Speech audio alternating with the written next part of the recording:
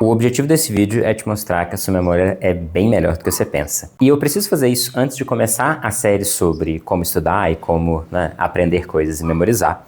Basicamente porque boa parte do que limita as pessoas para estudar de maneira correta são as crenças que ela tem, né? Então, que ela tem uma memória ruim, ou que ela tem dificuldade de estudar, ou que ela tem um jeito específico, sendo que existe só o jeito correto e o jeito incorreto de reter informação. Então, a sacada aqui vai ser apresentar um exercício muito concreto para mostrar como que técnicas de memória fazem com que a gente melhore muito a nossa performance. E aí a sacada é mais ou menos essa. Depois eu vou vir com a teoria e depois a gente vai ver e vai tratar um pouquinho de como que eu, na prática, trago um pouquinho dessas técnicas e mais ainda dos princípios por trás dessas técnicas para a gente trabalhar memorização para estudo, memorização para conhecimento e articulação de conhecimento no geral.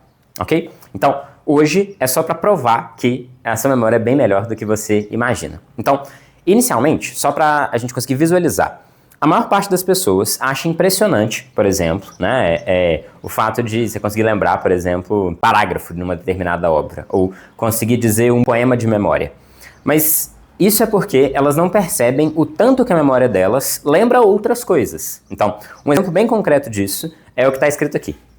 Então, se vocês quiserem fazer o exercício, e essa é uma parte importante, claro que você pode passar pelo vídeo só ouvindo os princípios, mas a parada toda de fazer esse detour e gravar um vídeo específico com esses exercíciozinhos básicos é não só dizer qual que é o jeito correto de trabalhar a memória na hora do estudo, mas principalmente dá para você a oportunidade de brincar um pouquinho e de visualizar o quão melhor a sua memória fica quando você lembra as coisas, ou organiza as coisas, ou escreve do jeito correto. Beleza, então, se eu te pedisse para decorar essa sequência de letras, provavelmente você me diria que isso é praticamente impossível. Então, se daqui a uma semana eu te perguntasse essa sequência de letras, você provavelmente ia ser incapaz de falar essa sequência para mim de novo.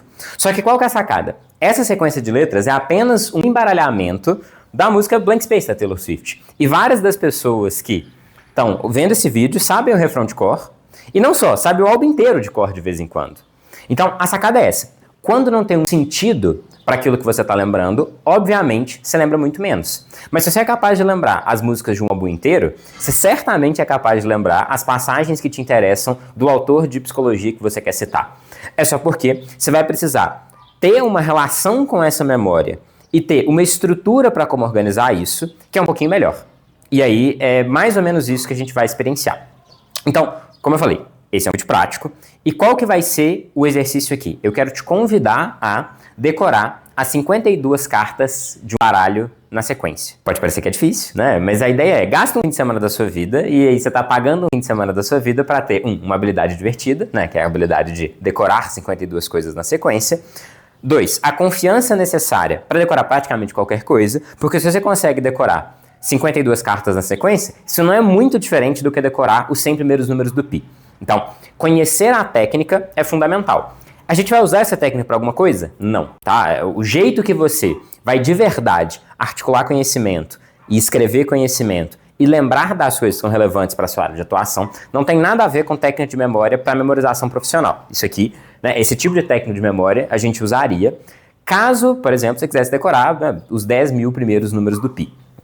Como não é isso que você vai decorar, você só quer lembrar mais na hora da prova, por exemplo, de um conceito que é fundamental, ou ter exemplos melhores para fazer psicoeducação com seus pacientes, mas os princípios por trás da técnica de memória vão ser muito úteis. Então, por exemplo, uma das coisas que eu podia te contar, mas eu vou tentar mostrar para você, porque eu acho que o argumento ele é mais potente quando você sente na pele, é que a única memória que a gente tem que é realmente muito melhor do que todas as outras é memória espacial. Então, não à toa, sei lá, pra quem jogou Minecraft aí, você precisava mais ou menos ali ver 2 árvores para saber onde que você estava localizado. E isso não é à toa. Tipo assim, seus ancestrais são basicamente macaquinhos bons de localização. Olhavam pro céu, olhavam para algumas árvores e conseguiam voltar para onde eles tinham que voltar. Qual que é a sacada? Eu consigo utilizar a memória que envolve espacialidade, mesmo com coisas que não são tão obviamente espaciais. E aí que vai entrar o conceito de palácio mental. Então, primeiro, eu vou falar para vocês o exercício e aí depois eu vou falar um pouquinho dos princípios. Então, de como que a gente vai articular essa memória espacial, de como que a gente vai articular essa parte mais afetiva da memória e a surpresa enquanto elemento marcante de um raciocínio. Mas beleza, o que é o palácio mental então? É provavelmente a técnica mais antiga de memorização. Quase todas as culturas têm alguma versão de palácio mental. Então, sejam tribos indígenas na Amazônia para decorar os tipos de inseto, sejam os gregos, né, antigos. Então, e a ideia de um palácio mental é construir um espaço imaginário em que você se desloca por ele fisicamente e observa coisas dentro dele, mas essas coisas fazem referência a algo que você está querendo lembrar. Então, concretamente, como que isso vai acontecer? O palácio mental em si, você vai escolher um lugar que você é familiar.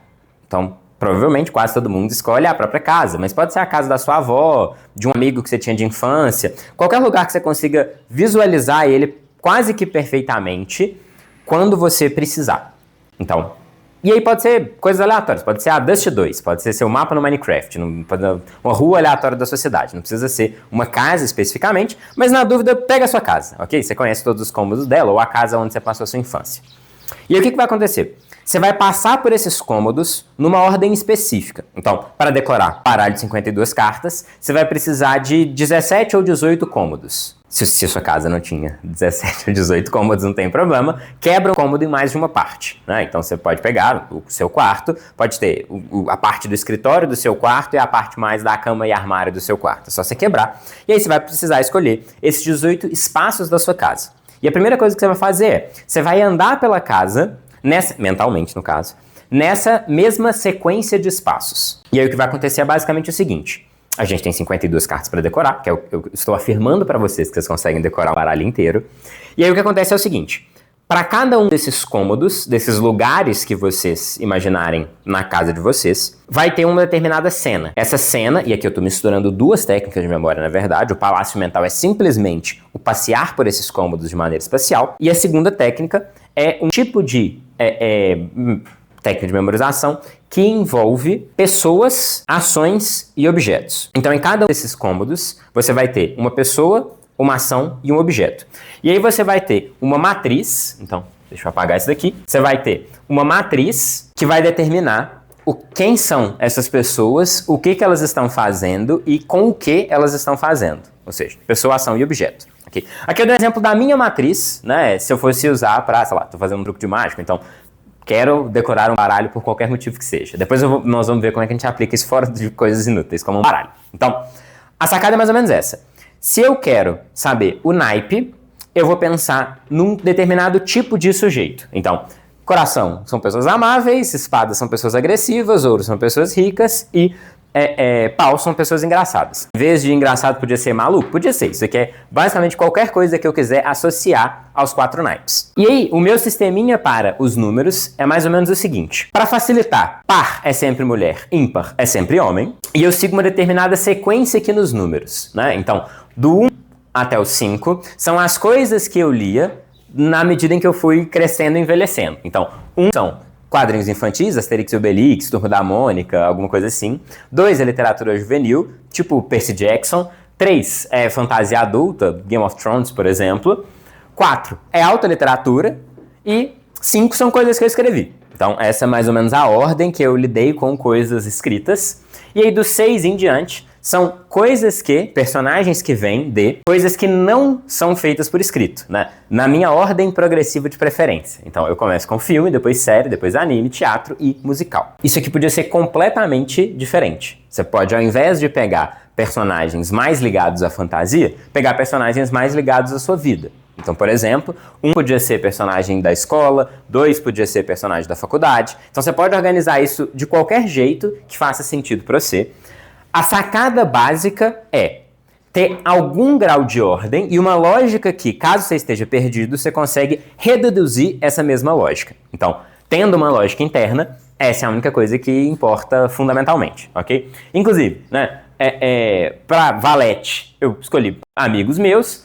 Para dama, ou rainha, enfim, não sei como é que vocês chamam, eu escolhi pessoas por quem eu tive uma apaixonite, platônico ou não, e rei, pessoas que estão mortas. Então pode ser autores, pode ser, né, gente da minha família, então gente que eu respeito, mas um rei, mas que já está morto. Esse é o meu sisteminha, beleza? E aí, qual que é a sacada? Para cada carta, então, do baralho, usando esse sistema, eu vou ter uma determinada cena. Essa cena ela vai ser composta de uma pessoa, de uma ação e de um objeto. Então, eu peguei aqui, né, para dar de exemplo, 3 cartas, e aí eu vou explicar como que isso faria na primeira sala do Palácio Mental. Então, a primeira carta é não sei qual é a ordem aqui, mas 10 de ouros, depois o rei de espadas, depois o 8 de copas, ok? Então, vamos lá. No meu sisteminha, o que é o 10 de ouros? É algum personagem de musical que é rico. Como é par, é mulher. Então, quando eu penso no personagem de musical que é rico, a pessoa que vem na minha cabeça é a Skyler. Podia ser qualquer uma das irmãs Skyler, do Hamilton, né? Então pode ser a Angelica Skyler. Podia ser a Eliza também, mas beleza. Qualquer uma das 3, eu rapidamente vou lembrar do 10 de ouros, mas vamos escolher aí a Elizabeth. Beleza, então ela mas quando eu penso nela, eu preciso pensar nela numa cena e com um objeto. Então, a cena que mais me marca no musical é quando ela recebe a carta do Hamilton e tem uma vírgula fora do lugar. Eu acho essa parte do musical maravilhosa. Então, a minha cena é a Angelica Schuyler lendo a carta do Hamilton. Então, a ação é ler e o objeto é a carta, ok? Quando eu vou pro Rei de Ouros, então, rei é uma pessoa que está morta, ou seja, não é de fantasia, mas é uma pessoa que está morta e que é bastante agressiva. A primeira pessoa que eu penso é Alexandre o Grande. E quando eu penso no Alexandre o Grande, qual que é a cena total que representa essa carta para mim? É o Alexandre o Grande chorando no templo de Aquiles, né? Enfim, estava muito, muito triste porque aos 24 anos só tinha tomado toda a Grécia, né? Então, ele tá lá achando que ele é um bosta, porque, enfim, ele só fez isso, né? E já tem 24 anos. Essa é uma cena que me marca bastante, então, se eu penso em Rei de Espadas, essa é a cena. Então, Alexandre o Grande é a pessoa da cena, a coisa que ele está fazendo é chorar e o objeto ali em questão é o santuário de Aquiles. E para a terceira carta, a gente vai ter anime. Então, é um 8 de copas. Então, um personagem feminino de anime que é amável. E a personagem que eu penso é a Anya, né? A do Spy Family. Então, e quando eu penso na Anya, qual que é a cena que me vem? Eu penso nela fazendo carinho no Bond, que é aquele cachorro. Então, beleza, né? A personagem é a Anya. O que ela tá fazendo? Ela tá fazendo carinho. E no que ela está fazendo, qual que é o objeto? O cachorrinho dela, o Bond. Então, beleza. Como que essa cena... E aí, o importante do Palácio Mental é, todos os personagens aqui são personagens que eu tenho um apreço sentimental grande. Então, pra mim, já fica mais fácil de lembrar. Lembra da música da Taylor Swift que tava aqui agora há pouco. Quando a coisa tem um sentido pra você, é muito mais fácil de lembrar. Mas eu vou produzir uma cena misturando essas 3 cartas. Então, na hora que eu for lembrar do baralho, eu vou lembrar do baralho em trios. Trios de cartas. Então, o primeiro trio de carta, que foi esse daqui... Eu vou pegar a pessoa da primeira carta, a ação da segunda carta e o objeto da terceira carta. Então, a pessoa da primeira carta é a Elizabeth Schuyler. A ação da segunda carta é chorar. E o objeto da terceira carta é o Bond, que é o cachorro. Então, quando eu, por exemplo, estou usando de mapa mental aqui a sede da Alus, né? Então, a primeira coisa na minha passagem pela sede da Alus é a escada branca. Na escada branca, o que eu vou encontrar? Eu vou encontrar a Schuyler chorando pelo Bond. E aí, essa é a imagem mental que eu vou construir. Então, a imagem mental, ela me dá, inclusive, a sequência das 3 cartas. Então, se as cartas estivessem numa outra sequência qualquer, né? Então, aqui já estruturaria uma cena muito diferente, que é, a gente vai ter o Alexandre o Grande, ele vai estar lendo... que é o que a Elizabeth Schuyler está fazendo na cena dela, ok? Alguma coisa para o Bond, que é um cachorro que conhece língua. Então, aí eu vou lembrar, né, e vou tentar imaginar e marcar isso na minha mente, essa cena do Alexandre o Grande lendo uma carta para o Bond. E aí, quanto mais absurda for a cena, mais fácil é de lembrar, inclusive. É por isso que você vai misturar as coisas das 3 cartas, não só para dar a sequência, quanto para ficar mais marcado. E aí, o que vai acontecer? Essa vai ser... né, a imagem mental do que vai acontecer no primeiro cômodo, que no meu caso aqui é a escada. E aí, quando eu entrar para a sala que eu tô, né, que é a sala de estudos aqui da Alus, eu vou pegar as próximas 3 cartas da sequência de 52 e eu vou montar uma segunda cena. Então, para decorar um baralho inteiro, o que eu preciso? Eu preciso decorar o mesmo caminho que eu vou traçar pela Alus, que é a parte que envolve o mapa mental, E eu vou decorar essas cenas. E aí eu só preciso decorar isso. Eu estou passeando, preciso imaginar, passeando pela Alus, vendo essas cenas completamente bizarras, que vão misturar esses personagens, ações e objetos, ok? E aí qual que é o ponto disso tudo? Então, o ponto disso tudo é, antes de continuar o vídeo, o que você vai fazer? Parar e tentar montar uma matriz dessa. Então você vai parar, tentar montar uma matriz dessa, e vai pegar um baralho que você tem em casa, ou você pode pegar na internet, né, uma lista de 52 cartas aleatórias, pode pedir pro ChatGPT, e você vai tentar montar essa cena. E de novo, obviamente, você não precisa fazer isso, né? Os outros vídeos, que são os vídeos mais técnicos e os vídeos mais práticos, eles vão falar especificamente disso tudo. Mas eu acho que é muito legal, e eu acho que poucas pessoas vão fazer, mas assim, tente ser uma dessas poucas pessoas, fazer o exercício em si. Porque é muito impressionante o quão fácil é. Você vai gastar ali mais ou menos 1 hora pra montar a sua matriz, e depois pra ficar imaginando você passando pela casa, se você escolheu a sua casa, ou pela Dust 2, se você escolheu a Dust 2 e gosta de Counter-Strike, vendo essas cenas. E o impressionante é que, se daqui a uma semana você pegar o baralho, então você vai, né, embaralhar o baralho de maneira aleatória, ver a sequência das cartas, montar as cenas. Se daqui a uma semana você pegar o baralho, você vai conseguir escrever a sequência e vai estar tudo certo. A probabilidade de você errar algum é baixíssima, eu já fiz com várias pessoas esse experimento e todo mundo consegue fazer um baralho. Só que o mais bizarro é que, quando passar um mês, você provavelmente não vai errar nenhuma carta ainda. E, inclusive, eu nunca cheguei, né, a fazer a nível pessoal esse experimento depois de anos, né, mas se passar alguns meses, você ainda vai ter decorado, provavelmente sem errar nenhuma, todas as cartas da sequência do baralho. É muito impressionante o como que esse tipo de técnica é funcional. Tanto que quase todas as pessoas que têm recorde de memória não eram pessoas que tinham memória particularmente boa. Se você for ver entrevistas dessas pessoas, normalmente são pessoas que achavam que tinham memória ruim. Começaram a entregar essas técnicas e aí é uma pessoa que consegue decorar 10 mil números do pi na sequência. Isso é uma técnica de campeonato, mas o princípio por trás dela, ou os princípios por trás dela, que é sempre que você puder pensar de maneira espacial, use a memória espacial. Se você conseguir criar alguma coisa afetiva ligada a isso, crie essa coisa afetiva. Cenas estranhas são muito mais memoráveis do que cenas não estranhas.